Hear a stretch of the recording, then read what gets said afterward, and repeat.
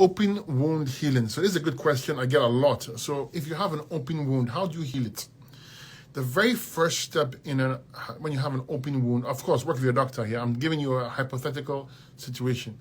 If you have an open wound and you need to heal it, the first step is making sure you clean the wound very, very carefully and very effectively.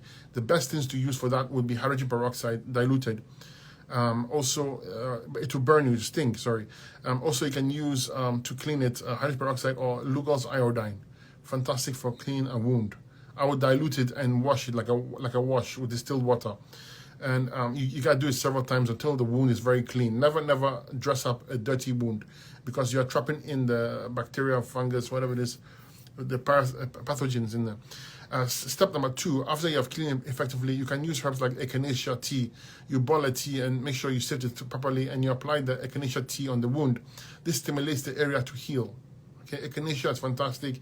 You can also use slippery elm or marshmallow tea.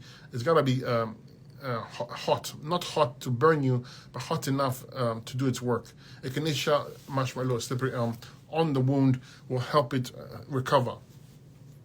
And then days later, when you see the wound start to heal and start to close up, and you want to seal the deal, it's healed. Remember, it's just closing up. You can put Comfrey. Comfrey will seal it for you. That's it. But that's the approach I use. Don't use Comfrey on an open wound. I'll tell you straight out, because it's so strong that it seals the wound. And if the wound is festering, it's a bad idea. Sometimes when I use Comfrey, you can make a little hole or outlet, or you don't seal that part so that any kind of pus can come out.